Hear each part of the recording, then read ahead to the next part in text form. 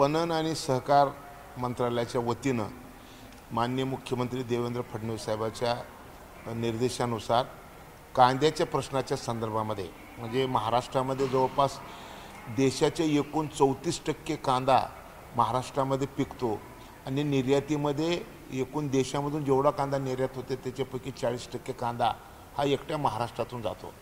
एवढं असताना सुद्धा वर्षाला कधी सरकारच्या डोळ्यात पाणी येते, कधी शेतकऱ्याच्या पाणी येते, कधी खाणाऱ्याच्या डोळ्यामध्ये पाणी येते। असा हा गुंतागुंतीचा विषय आहे आणि या संदर्भामध्ये आयात निर्यात धोरण असो, साठवणूक असो, उत्पादकता असो आणि बाकीचे सगळ्या कांद्याशी संबंधित जेवढे विषय आहेत त्या सगळ्याचा अभ्यास करून 6 महिन्याच्या आत आम्हाला राज्य सरकारला एक रिपोर्ट सादर करायचा आहे।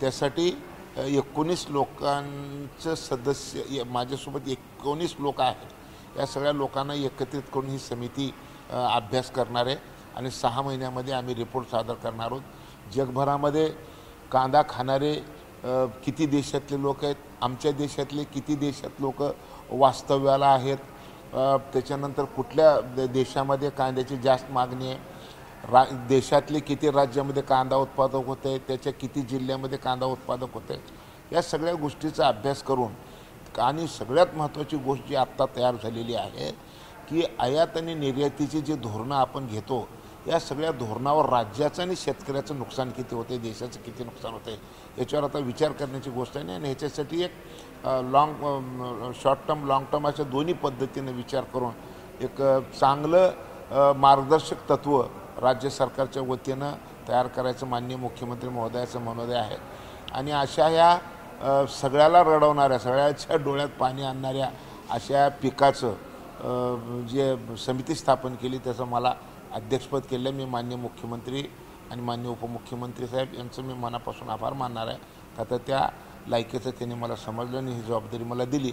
निश्चितच याच्यात आपण एक चांगला मार्ग काढून राज्याला आणि देशाला दिशा द्यायचं काम आपण करू। राज्यामध्ये बच्चू कडूंनी आंदोलन सुरू केलेलं आहे, अन्नत्याग केलेला आहे, आता जलप्रशासन पण ते बंद करणार आहेत आणि वाद जो आहे तो निर्माण होतोय, धुडगूस घातला जात आहे कार्यकर्त्यांचा। काय तुमची भूमिका असणार आहे?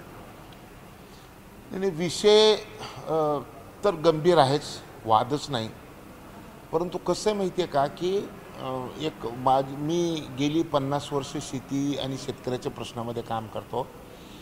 दर 3 वर्षाला दर 4 वर्षाला कर्जमाफी करा म्हणजे कर्जमाफी हा शेतीच्या प्रश्नामध्ये महत्त्वाचा विषय आहे का?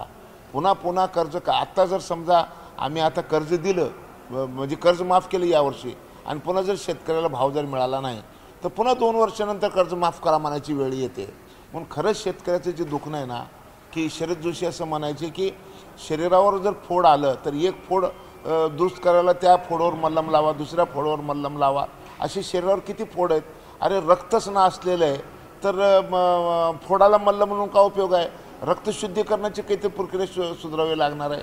आणि म्हणून आता शेतीचा जो विषय आहे की असंतोष आहे का शेतकऱ्यामध्ये? हो आहे का? तर आत्ता सगळ्यात महत्त्वाची गोष्ट जी आहे तर शेतीमालाचं उत्पादन खर्च हा आत्तापर्यंतचा ज्वलंत प्रश्न होता, परंतु आता ग्लोबल वॉर्मिंग आणि तापमान वाढ आणि हवामान बदल हे सगळ्यात मोठं शेतीमध्ये येणारं मोठं संकट आहे आणि या सगळ्या संकटावर आपल्याला विचार करावे लागणार आहे। या निमित्तानं आंदोलनाच्या निमित्तानं शेतीच्या प्रश्न ऐरणीवर आलेला आहे आणि या संदर्भामध्ये मला असं वाटतं की या सगळ्याच गोष्टीची चर्चा जर झाली तर शेतकऱ्याला काहीतरी आधार मिळणार आहे आणि म्हणून कुठले तरी एकांगी विचार न करता सर्वार्थानं शेतीच्या प्रश्नावर विचार करायची वेळ आलेली आहे। का तर IPCCच्या रिपोर्टप्रमाणे 2030 नंतर 40% शेतीचं उत्पादन कमी होणार आहे।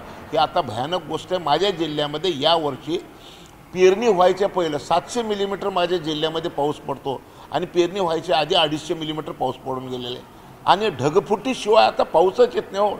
तर शेतीच्या संदर्भामध्ये तुमचा मुद्दा लक्षात येतोय ते बरोबर आहे। प्रश्न असा आहे की बच्चू कडू जे आंदोलन करतायत त्या आंदोलनाला तुमचा सपोर्ट आहे की विरोध आहे? थेट प्रश्न आहे। नाही, एक मिनिट ऐकून घ्या। शेतीच्या प्रश्नाच्या संदर्भात बोलत कोणी एखाद्या माणसाने आंदोलन उभं केलं हे बोलण्यापेक्षा शेतीचे जे प्रश्न तयार झालेले आहेत त्या प्रश्नाच्या संदर्भामध्ये मी संवेदनशील माणूस आहे शेतीच्या प्रश्नाच्या संदर्भामध्ये आणि मी मी आयुष्यभर शेतीच्या प्रश्नासाठी लढलेला कार्यकर्ता आहे. शेतीतले प्रश्न मिटावे ही माझी अपेक्षा आहे आणि म्हणून शेतीचे प्रश्न अवघड झालेले ते सूर्यप्रकाश इतकं सत्य आहे, त्याच्यातून मार्ग काढला पाहिजे. आणि आत्ता ज्या पद्धतीनं सरकार विचार करू लागले, माननीय देवेंद्र फडणवीस साहेबांनी बावनकुळे साहेबाला पाठवलं, पंकजाताई बोललेले आहेत, त्याच्यानंतर राठोड साहेब बोललेले आहेत. मला वाटतं की सगळे मंत्री ते त्यांच्या संदर्भामध्ये जे विषय आहेत त्या सगळ्या विषयाच्या संदर्भामध्ये सुरू केलेले आहेत. याच्या आधी आम्ही बघत होतो की काँग्रेसच्या काळामध्ये आंदोलन झालं की कोण चर्चेला यायचं नाही, पोलिसवाले यायचे, बद मारायचे, जेलमध्ये पाठवायचे, नाहीतर दवाखान्यात पाठवायचे. अशी चर्चा कधी होत नव्हती. आणि अशी चर्चा शेतकऱ्याच्या संदर्भामध्ये सुरू जी झाली तर युतीचं सरकार महाराष्ट्रामध्ये आल्यानंतर गोपीनाथ मुंडे चर्चा साहेब होती हे चांगलंच आहे, पण त्यातून तोडगा निघत नाही. कारण मागचे काही दिवस कारण ते आता जलपान चर्चा वगैरे चाललेल्या आहेत, परंतु सोल्युशन निघालेलं नाहीये आणि बच्चू कडू आपल्या आंदोलनावर ठाम आहे. पाणी पण सोडण्याची भूमिका घेतली. आणि मी काय म्हणतो की सोल्युशन निघालं पाहिजे, सोल्युशन निघल.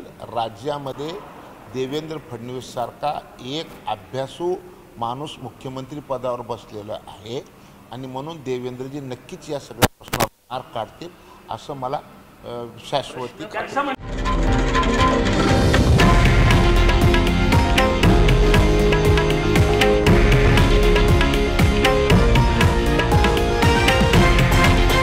हे आहे देशातील नंबर 1 न्यूज नेटवर्क आणि आपण पाहत आहात TV9 मराठी, एकमेव.